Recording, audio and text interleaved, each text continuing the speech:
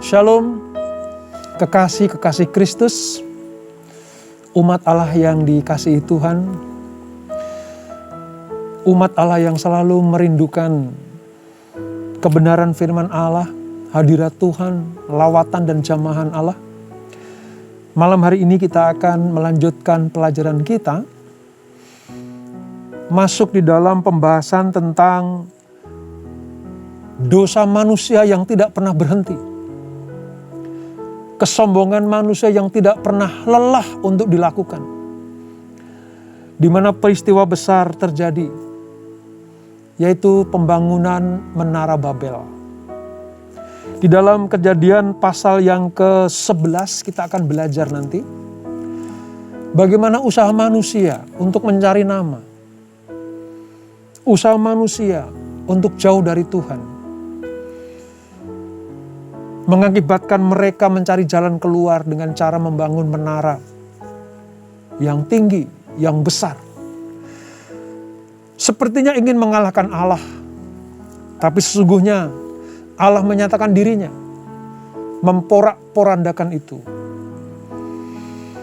Nah, sebelum kita pelajari dan kita renungkan ayat ini, kita renungkan firman Tuhan ini, mari kita minta hikmat dari Tuhan.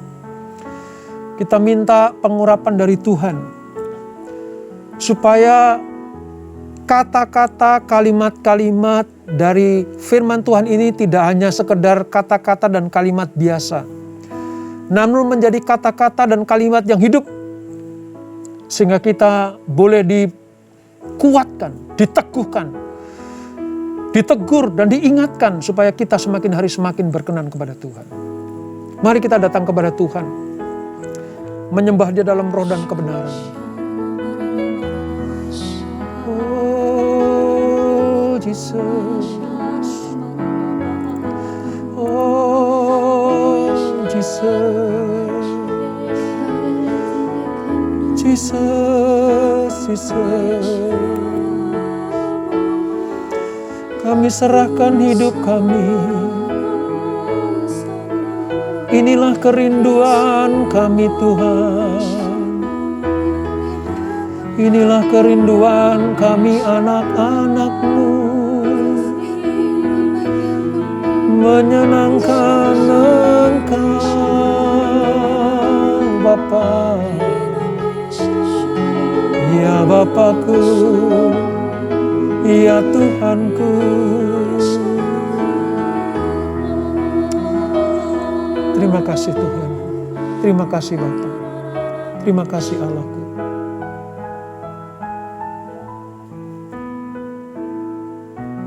Inilah rinduku kepadamu,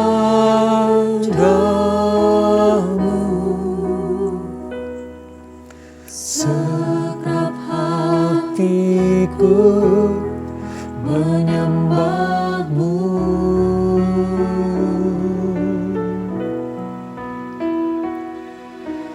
Seluruh hidupku memuji-Mu, ku menyembah-Mu, ya Allahku.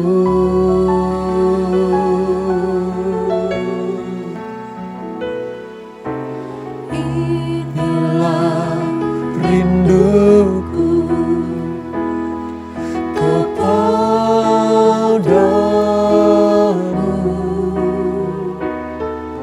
segenap hatiku menyembah-Mu.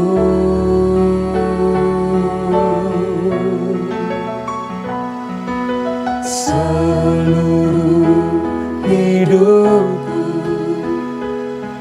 memuji-Mu, semenyembah-Mu, ya Allahku.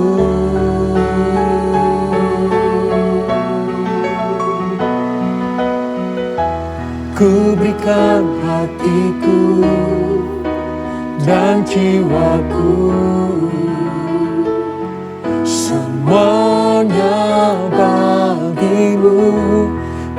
dalam hidupku di setiap waktu. Nyatakan jalan-Mu, ku berikan hatiku dan jiwaku.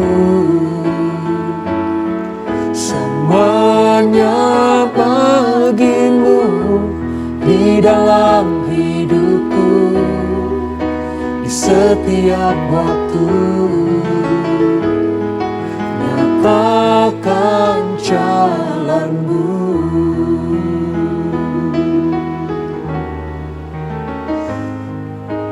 Inilah rinduku, yes Lord, kepadamu.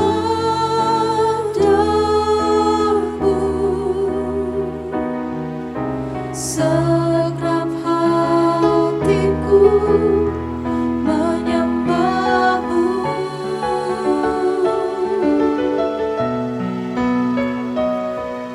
Seluruh hidupku memuji-Mu. Ku menyembah-Mu, ya Allahku.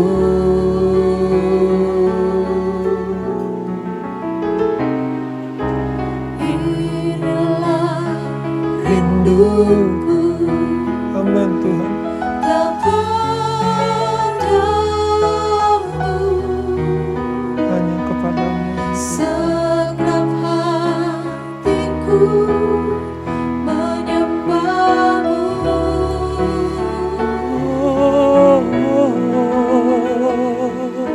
Seluruh hidupku memuji-Mu.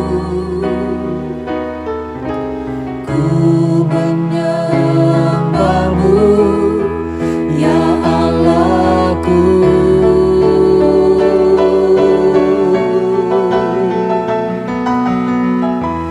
Ku berikan hatiku dan jiwaku.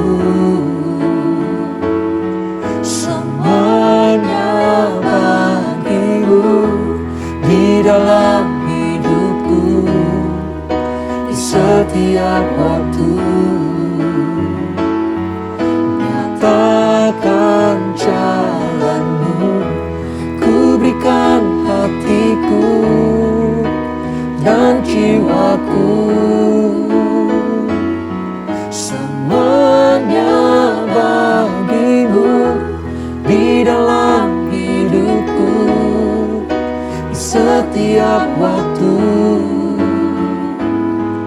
Nyatakan jalan-Mu, ku berikan hatiku dan jiwaku.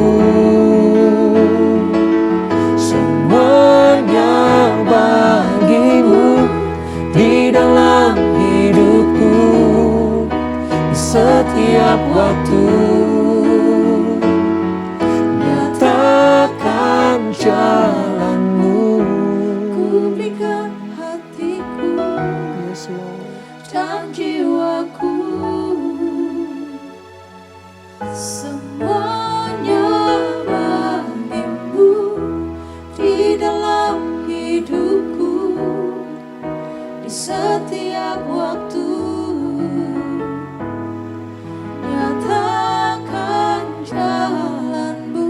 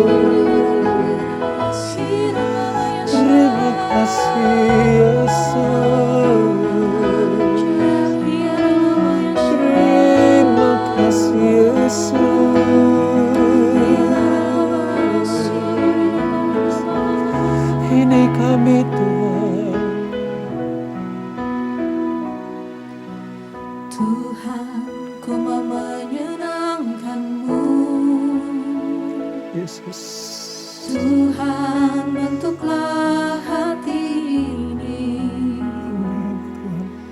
jadi bejana untuk hormat-Mu, cemerlang bagai emas murni. Ya Tuhan. Tuhan, ku serahkan hatiku, semua ku berikan padamu.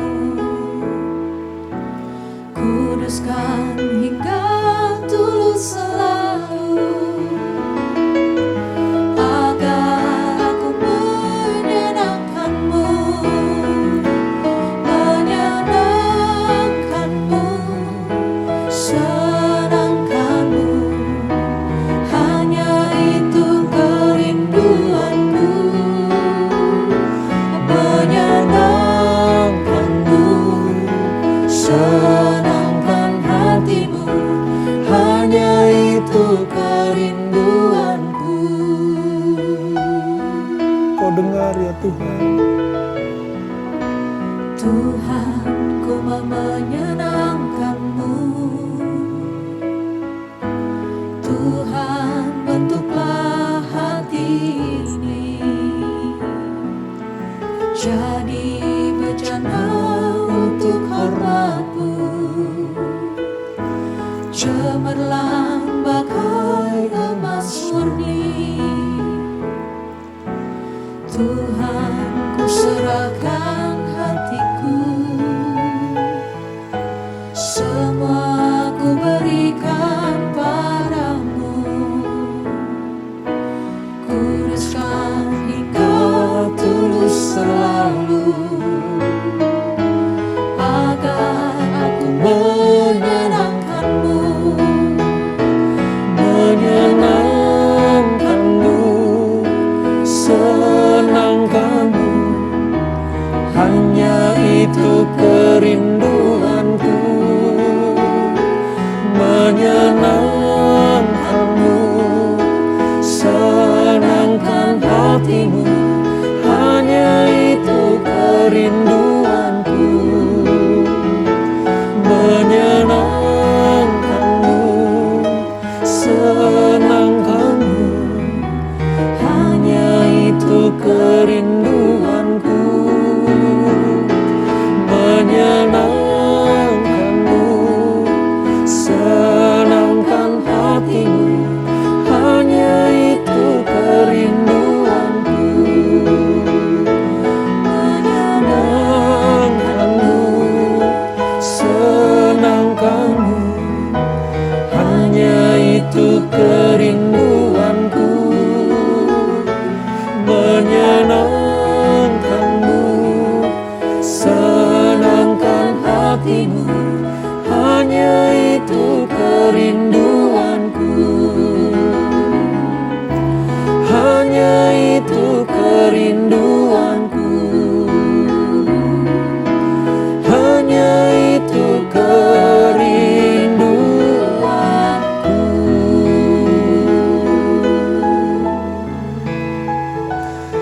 Haleluya, haleluya, haleluya, haleluya. Hanya ini kerinduan kami ya Tuhan, supaya setiap apa yang kami lakukan, apa yang kami pikirkan, apa yang kami perkatakan, semuanya adalah menyenangkan Tuhan. Terima kasih Bapa untuk lawatan-Mu, terima kasih untuk pengurapan-Mu, terima kasih untuk jamahan-Mu, sehingga kami anak-anak-Mu ketika memuji menyembah Engkau, kuasa-Mu bekerja. Kuasa-Mu bekerja dalam hidup kami ya Tuhan. Terima kasih Roh Kudus, terima kasih Tuhan Yesus. Dan kalau Engkau akan berfirman buat kami siapkan hati kami siapkan jiwa kami siapkan roh kami, supaya menjadi tempat yang terbaik bagi benih firman Tuhan. Kami semakin mengenal Engkau, dan Engkau semakin berkenan kepada kami. Terima kasih Bapa, terima kasih. Terpuji nama-Mu kekal selama-lamanya. Di dalam nama Yesus, kami siap untuk merenungkan firman Tuhan. Haleluya. Amin. Saudara, kita akan melanjutkan pembelajaran kita tentang peristiwa Menara Babel. Suatu penggalan kisah di dalam Kejadian pasal yang ke-11. Ya, Kejadian pasal yang ke-11 ini ada sedikit perbuatan manusia yang mulai membuat Tuhan sedih lagi, membuat Tuhan geram lagi, membuat Tuhan marah lagi. Sebab manusia ingin merencanakan keluar dari Tuhan. Mereka ingin hidup di dalam kebebasan. Mereka ingin hidup di dalam jauh dari jangkauan Allah. Mereka memilih untuk membuat Allah itu memiliki saingan. Itulah sebabnya mengapa peristiwa Menara Babel ini perlu kita mengerti, kita pelajari, supaya spiritnya tidak menurun kepada kita. Supaya karakter-karakter pembangun Menara Babel ini tidak turun ke kita. Itu sebabnya mari kita mulai pembacaan kita dari Kejadian pasal yang ke-11, Alkitab saya halaman 9 dan 10. Saudara siapkan, lalu saudara bikin catatan bila perlu. Demikian firman Tuhan, Menara Babel, Kejadian 11 ayat 1 sampai dengan ayat yang ke-9. Adapun seluruh bumi satu bahasanya dan satu logatnya. Satu bahasanya dan satu logatnya. Mereka pakai komunikasi dengan satu bahasa dan satu logat. Maka berangkatlah mereka ke sebelah timur dan menjumpai tanah datar di tanah Sinear. Lalu menetaplah mereka di sana. Mereka berkata seorang kepada yang lain, marilah kita membuat batu bata dan membakarnya baik-baik. Lalu batu bata itulah dipakai mereka sebagai batu dan ter gala-gala sebagai tanah liat. Juga kata mereka, setelah mereka selesai mempersiapkan membuat batu bata itu, saudara, marilah kita dirikan bagi kita. Marilah kita dirikan bagi kita. Ya, ini proyek manusia diperuntukkan untuk manusia. Sebuah kota dengan sebuah menara yang punya puncaknya sampai ke langit. Dan marilah kita cari nama. Saudara garis bawahi. Dan marilah kita cari nama. Supaya kita jangan terserak ke seluruh bumi. Tujuan mereka adalah mencari nama, membangun sebuah mercusuar setinggi mungkin supaya mereka tidak terserak. Ini tujuannya, saudara. Ya. Lalu apa kata Tuhan? Apa yang dilakukan Tuhan di ayat yang kelima? Lalu turunlah Tuhan untuk melihat kota dan menara yang didirikan oleh anak-anak manusia itu. Dan ia berfirman, mereka ini satu bangsa dengan satu bahasa untuk semuanya. Ini barulah permulaan usaha mereka. Mulai dari sekarang, apapun juga yang mereka rencanakan, tidak ada yang tidak akan dapat terlaksana. Jadi terhadap upaya manusia, ya, terhadap cara kerja manusia, Allah melihat, wah, kalau mereka unity dalam satu bahasa, menginginkan sesuatu yang sama, merindukan hal yang sama, unity, rukun, ya, maka mereka akan dapat membangun. Ini dasarnya seperti itu, saudara.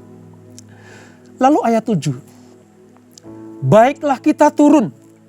Ya, baiklah kita turun. Ini inisiatif Tuhan, turun. Dan mengacau balukan di sana bahasa mereka. sehingga mereka tidak mengerti lagi bahasa masing-masing. Ingat ya saudara, Allah tidak menghancurkan menaranya. Allah tidak memporak-porandakan bangunannya. Tapi Tuhan menggeser bahasanya. Gitu. Ayat 8. Demikianlah mereka diserakkan Tuhan dari situ ke seluruh bumi. Dan mereka berhenti mendirikan kota itu. So lihat, tujuannya tadi supaya apa? Supaya mereka memiliki bahasa yang satu, keinginan yang satu, ya. Mereka pengen cari nama supaya menjadi tidak terserak, ya. Supaya kita jangan terserak. Itu harapan mereka di ayat yang keempat. Tapi oleh Tuhan, karena spiritnya ingin cari nama. Ingin kata cari nama ini nanti saya akan jelaskan saudara. Ini yang tidak berkenan kepada Tuhan. Manusia pengen proyek itu menjadikan sebuah peringatan supaya kita tidak terserak. Tapi oleh Tuhan diserakkan mereka. Karena tujuannya bukan untuk kemuliaan Tuhan. Kita lanjutkan. Ayat 9. Itulah sebabnya sampai sekarang nama kota itu disebut Babel. Karena disitulah dikacau balokan Tuhan. Bahasa seluruh bumi dan dari situlah mereka diserakkan Tuhan ke seluruh bumi. Saudara, apa yang kita baca, kita renungkan, kita bahas bersama-sama pada malam hari ini, memperingatkan kita supaya jangan kita mencari nama. Mencari nama artinya kita pengen terlepas dari Tuhan. Ini sebenarnya spirit yang ada di Menara Babel, saudara. Nah, tanah Sinear, tadi disebut tanah Sinear, itu adalah nama yang dipakai di Perjanjian Lama untuk wilayah Sumer, Samer kuno. Ya, dan kemudian dikenal sebagai Babilonia atau Mesopotamia. Ya. Kemarin sudah saya sebut itu. Ya, ini termasuk keturunan Sem. Gitu ya. Mereka mencari tanah datar, menemukan di Sinear, lalu mereka membangun menara itu. Nah, ketika mereka berupaya membangun menara itu, saudara, ada spirit yang menjadi dasar atas pembangunan itu. Coba perhatikan kalimat ini. Marilah kita dirikan. Ya, jadi inisiatif mendirikan sesuatu. Mendirikan menara itu. Marilah kita cari nama. Kalau dalam bahasa Alkitab yang lain disebutkan sebagai supaya kita mendapat nama. Dosa umat di wilayah Sinear ialah keinginan untuk menguasai dunia. Dan kehendak mereka untuk terlepas dari Allah. Melalui apa? Melalui kesatuan organisasi, melalui kuasa, melalui keberhasilan besar. Tetapi pusatnya adalah manusia. Jadi kalau kita baca, renungkan tentang Menara Babel, itu sesungguhnya tentang apa? Tentang nama yang dicari manusia. Supaya mereka bisa menguasai dunia. Ya, menentukan nasib mereka terlepas dari Allah. Melalui kesatuan organisasi.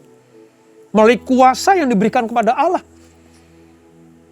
Dari Allah kepada mereka. Dan kalau sudah itu mereka mencapai keberhasilan besar.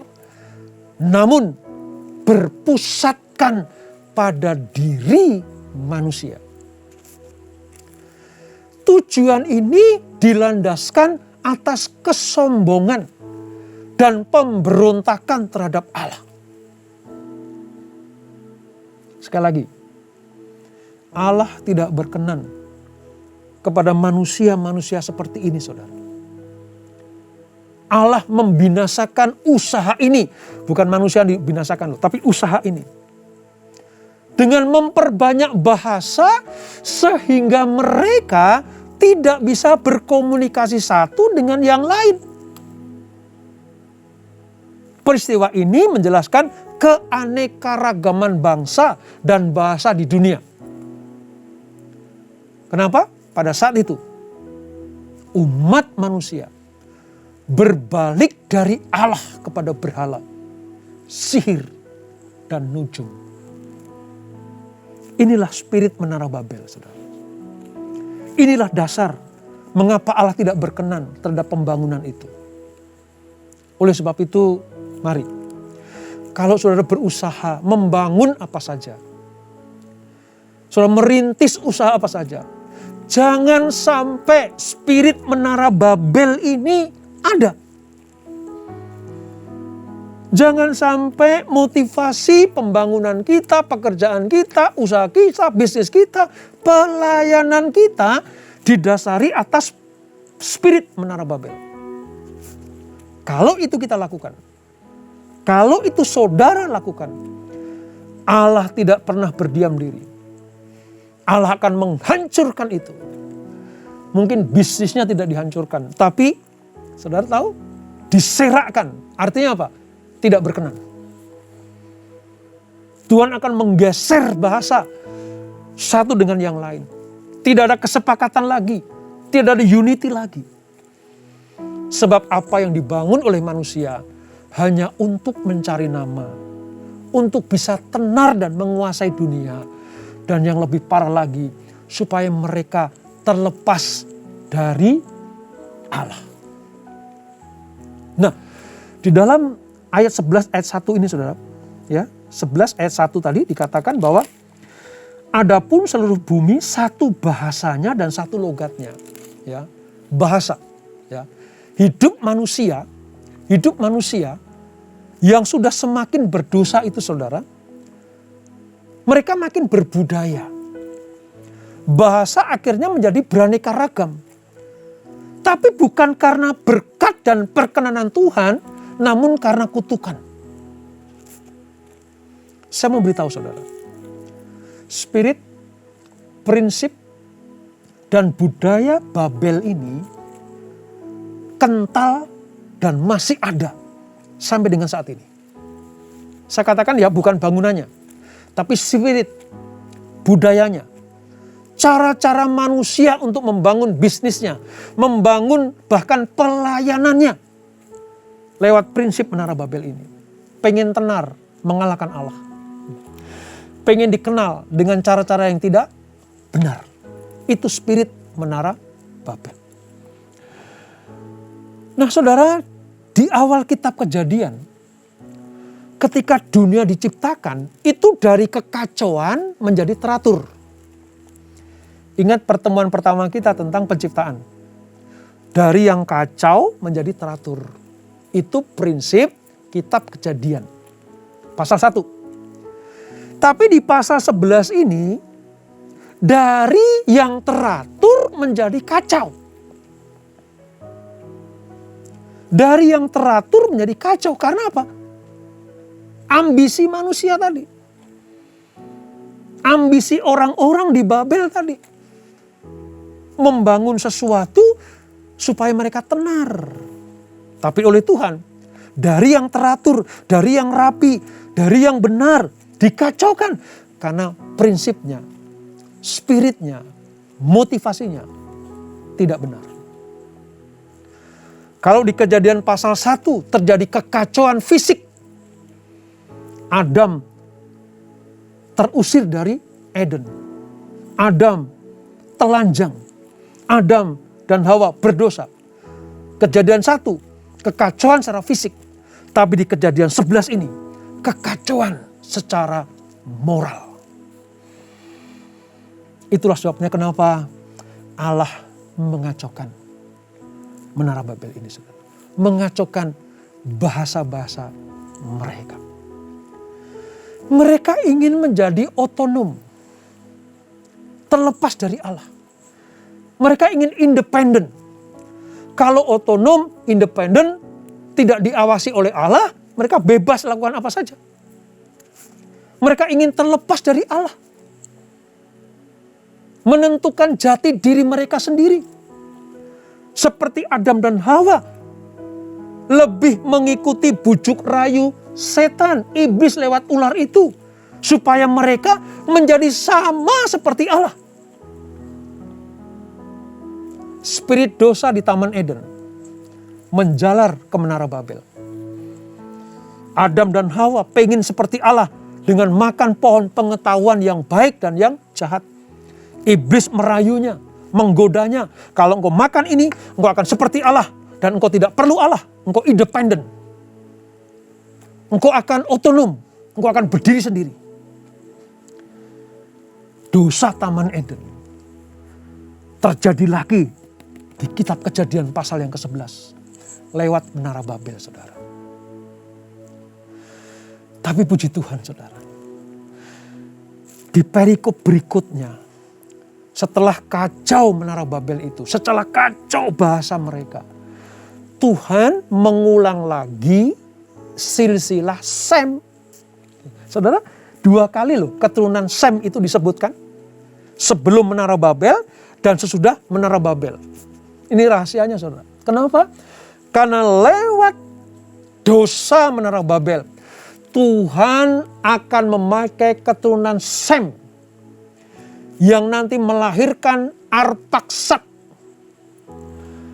akan menurunkan leluhur-leluhur orang-orang Ibrani, orang-orang Israel, sampai kepada melahirkan Yesus Kristus Sang Mesias itu. Setiap kali ada kejadian yang membuat Allah harus menghukum manusia, Allah memilih orang pilihannya untuk melanjutkan karya keselamatan Tuhan. Ini tentang Menara Babel, saudara. Sudah jelas ya sekarang ya. Oleh sebab itu, renungkan baik-baik.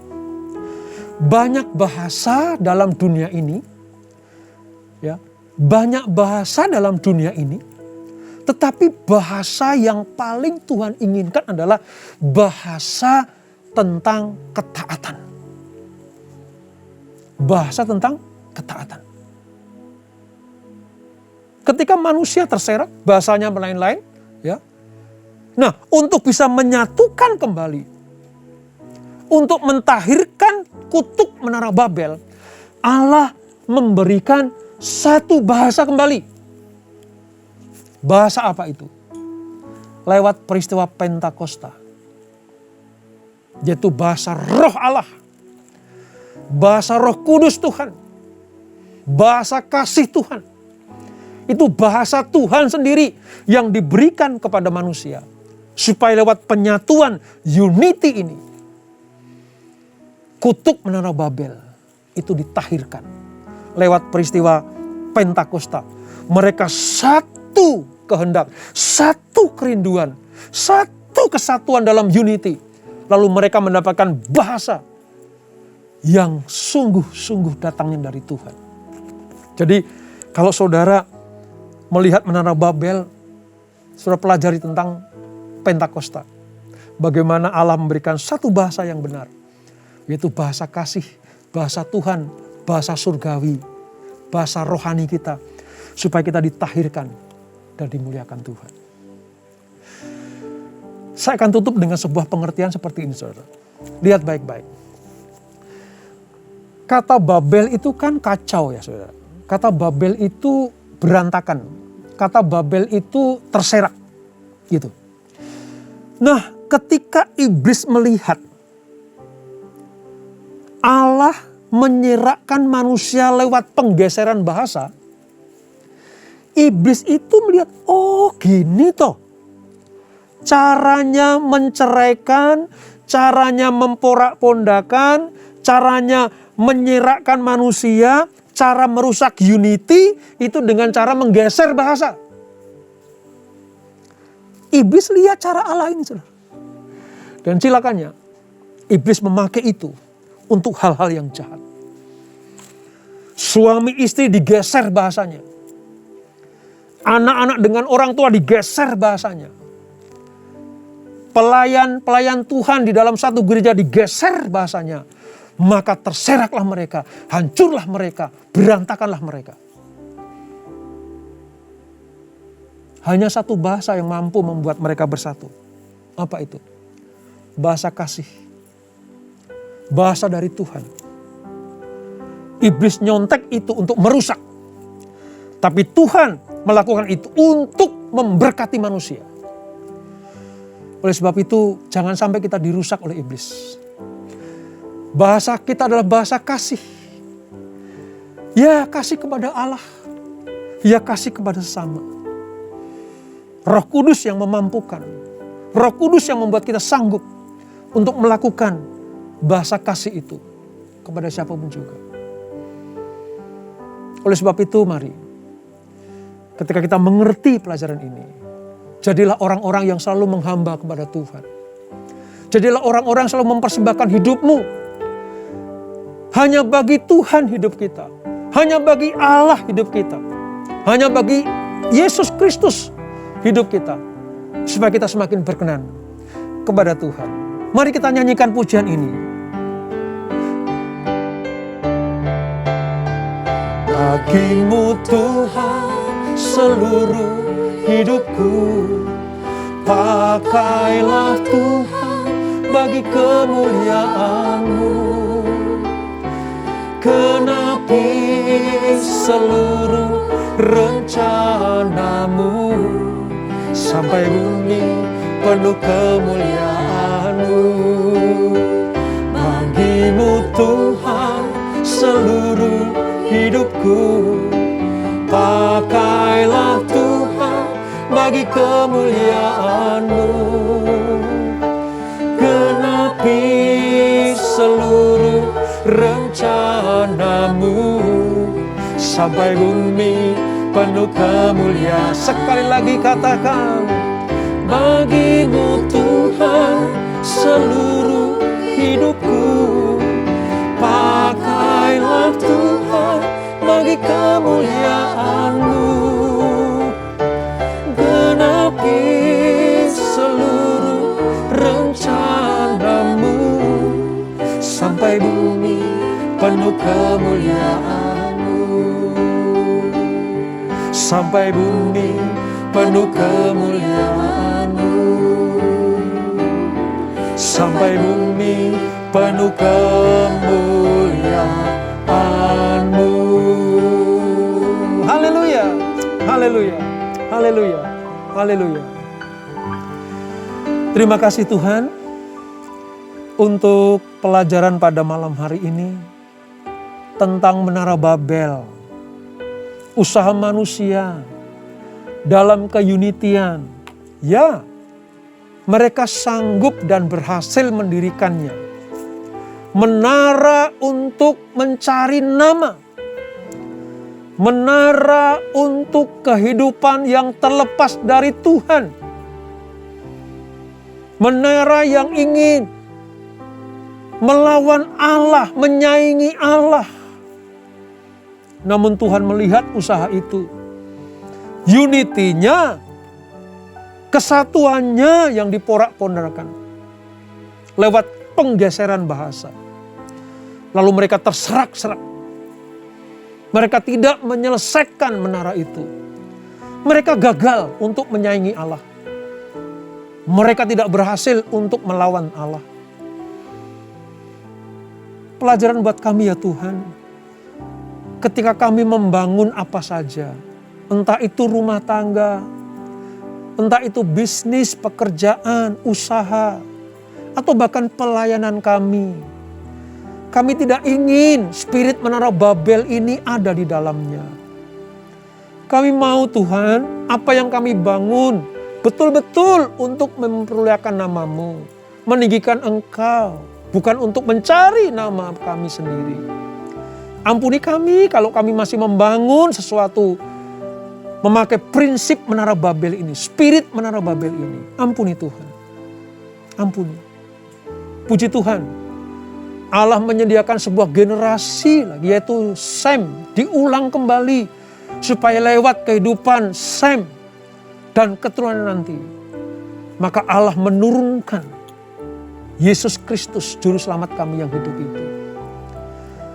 Itulah kasih Allah kepada manusia. Itulah bahasa kasih Allah kepada manusia dengan memberikan anak yang tunggal, supaya barang siapa yang percaya kepadanya tidak binasa, melainkan boleh kehidupan yang kekal. Kami tahu juga sekarang bahwa iblis melihat bagaimana Allah mencerai-beraikan bahasa manusia sehingga terserak kemana-mana. Cara yang sama dipakai iblis untuk menserakkan anak-anak Tuhan yang sudah unity, suami istri, para pengerja di gereja, diserakkan dengan cara digeser bahasanya, sehingga mudah tersinggung, melakukan hal-hal yang di luar kontrol manusia, emosional, bertengkar satu dengan yang lain. Itu tujuan iblis. Oleh sebab itu kami tahu sekarang, kalau iblis melakukan hal itu, kalau menggeser bahasa kami, ada penawarnya, ada obatnya, ada caranya untuk melawan geseran bahasa iblis itu. Yaitu bahasa yang Tuhan berikan buat kami semuanya. Bahasa kasih, bahasa cinta dari Tuhan itu. Supaya kami saling mengasihi satu dengan yang lain. Terima kasih Bapak, terima kasih. Ampuni kami, ampuni kami. Kami masih melakukan hal yang tidak benar di hadapan-Mu. Berkati anak-anak-Mu. Berkati setiap usaha mereka, pekerjaan mereka, bisnis mereka yang mereka rintis. Mungkin dalam keadaan yang sulit untuk membangun atau mengembangkan. Tapi biarlah mereka tetap ada di dalam jalurnya Tuhan. Tuhan mencukupkan apa yang mereka butuhkan. Tuhan menyediakan apa yang mereka perlukan seturut dengan kehendak-Mu. Berkati mereka yang sakit dengan kesembuhan. Sebab bilur-bilur Yesus yang menyembuhkan. Apapun jenis penyakitmu, Tuhan sanggup menyembuhkan. Bilur-bilur Yesus cukup untuk kami semuanya. Yang berbeban berat dan terikat, Tuhan lepaskan. Dan Tuhan berikan penghiburan. Terima kasih Bapak. Berkati keluarga demi keluarga.